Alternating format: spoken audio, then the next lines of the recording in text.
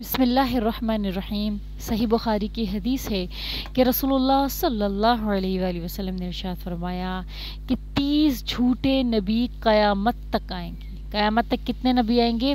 30 جھوٹے نبی آئیں گے، جس میں سب سے بڑا جو جھوٹا نبی کہلائے گا وہ ہوگا دجال، جو سب سے پہلے اپنے آپ کو نبی کہے گا، پھر اس کے بعد اپنے آپ کو خدا کہنے لگ جائے گا، سب سے بڑا جھوٹا۔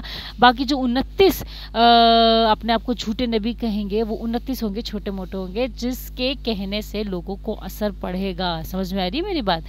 تو یہ 30 جھوٹے نبی آئیں گے قیامت تک۔ اب سوال یہ پیدا ہوتا ہے کہ میں آپ سے یہ حدیث کیوں شیئر کر رہی ہوں؟ وہ میں اس لیے شیئر کر رہی ہوں کہ ہم کو تو معلوم ہے کہ ہمارے محمد صلی اللہ علیہ وآلہ وسلم آخری نبی ہیں، لیکن کیا ہمارے بچوں کو ذہن نشین ہے؟ کیا ہمارے بچوں کو اس کی تعلیمات ہے؟ کیا ہمارے بچوں کو ہم اس چیز کی علم پہنچا رہے ہیں؟ کیا ہم ان کا ذہن تیار کر رہے ہیں کہ اگر آگے ان کو کوئی اس طرح کا جھوٹا نبی ان سے ٹکراتا ہے یا ان کی نسلوں میں کوئی ٹکراتا ہے تو وہ بالکل بھی ان سے راضی نہیں ہوں گے، ان سے اختلاف کریں گے؟ ہمیں چاہیے کہ اپنے بچوں کو ذہن نشین کر دے کہ ہمارے پیغمبر حضرت محمد مصطفیٰ صلی اللہ علیہ وآلہ وسلم اللہ کے آخری رسول ہیں، ان کے بعد کوئی رسول نہیں آئے گا، جو آئے گا سب جھوٹے ہوں گے۔ سمجھ میں آ رہی ہے؟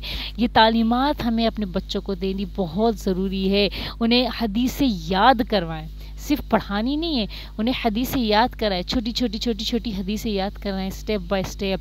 قرآن پاک کی روزانہ صرف انہیں تلاوت نہیں کروانی بلکہ ترجمے کے ساتھ تھوڑا انہیں ضرور پڑھانا ہے۔ یہ نہیں کہ آپ بولو کہ آپ ترجمہ حفظ کرو یا قرآن پاک حفظ کرو، ان کو مشکل میں نہیں ڈالنا۔ ہمارا دین مشکل نہیں ہے، نہ ہی ہمیں اپنے دین کو مشکل میں ڈالنا ہے، بہت آسان ہے، سیدھا ہے، بہت خوبصورت دین اسلام ہے۔ اسی طریقے سے ہمیں اپنے بچوں کو دین اسلام کی تعلیمات دینی ہیں اور خود کو بھی اس پر کیا کرنا ہے؟ عمل کرنا ہوگا۔ آپ بچے کے سامنے قرآن پاک پڑھتے ہو نا، تو ساتھ میں تھوڑا ترجمہ بھی پڑھو، اس سے کیا ہوگا؟ بچوں کے کان میں پڑھتی رہے گی قرآن پاک کی آیتیں، ترجمے بچے کے کان میں تھوڑا پڑھتا رہے گا، گرتی رہے گی، وہ کہتے ہیں نا ڈراپس گرتے رہتے ہیں پانی کے، تو اس سے کیا ہوگا؟ سمندر اکٹھا ہو جائے گا ان کے پاس۔ حدیثیں پڑھو، ان کے سامنے حدیثیں بیان کرو، حدیثیں چھوٹی یاد کرواؤ بچوں کو۔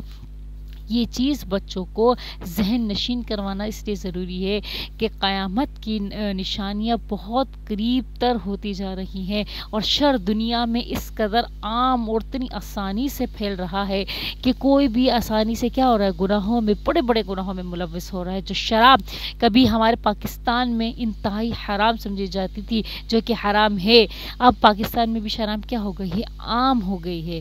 جو ناچ گانا، چھوٹے کپڑے، بیہودہ کپڑے پہننا بہت برا اور بیہودہ سمجھا جاتا تھا، جو کہ ہمارے مذہب میں پہننا حرام ہے، جو سمجھا بھی جاتا تھا، لیکن اب آہستہ کر کے کیا ہو رہے ہیں؟ وہ اس طرح کے بیہودہ کپڑے پہننا بھی عام ہو گئے ہیں اور گانے بجانا، ناچ ڈانس، یہ سب کچھ عام ہو گیا ہے۔ تو جو چیز دیکھو، جس طرح سے ہم لوگ برائی کی طرف، گناہوں کی طرف، قیامت کی نشانی کی طرف ہم جاتے جا رہے ہیں نا، ہمیں سیف کرنا ہے اپنے ایمان کو، اپنے بچوں کی دین کو، اپنے بچوں کی ایمان کو کیا کرنا ہے؟ محفوظ کرنا ہے۔ ہم تو نہیں چاہیں گے کہ ہمارے بچے جہنم میں جائیں گے، کوئی بھی نہیں چاہے گا۔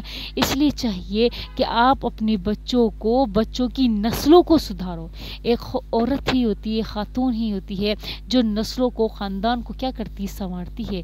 تو عورتوں کو چاہیے کہ اپنے بزی شیڈیول میں سے، اپنے مصروفیات میں سے کچھ وقت ضرور بچوں کے ساتھ بیٹھے، حدیث کا مکالمہ کرے، قرآن پاک کی باتیں بتائے۔ سب سے پہلے بچوں کو آپ نے اس طرف انٹرسٹ لانے کے لیے، دین اسلام کی تعلیمات کی طرف لانے کے لیے انہیں ہمارے پیغمبر کی بہت ساری زندگی کے بارے میں واقعات بتاؤ، غزوات کے بارے میں واقعات بتاؤ، حضرت سلیمان علیہ السلام کو کیا اللہ تعالیٰ نے بادشاہت کیسے بخشی تھی، کس طرح سے اللہ تعالیٰ نے انہیں حکمرانی دی تھی، جناتوں پر، ہواؤں پر، چرند پرند پر، پرندوں پر کیسی حکمرانی دی تھی، ان کی بادشاہت ان کے سامنے رکھو۔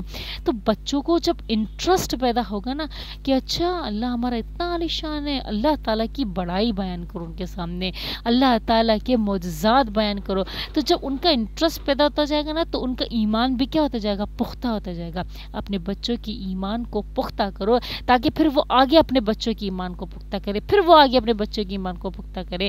یہ آپ کا کام ہے, آج ہی سے سنبھل جائیں آپ لوگ, چاہے وہ عورت ہو, چاہے وہ باپ ہو, چاہے وہ ماں ہو, چاہے دادا ہو, چاہے نانی ہو, سب اپنے اپنے طریقے سے اس فریضے کو کیا دو, انجام دو. امید کرتی ہوں میری بات آپ کو اچھے سے سمجھ میں آئی ہو.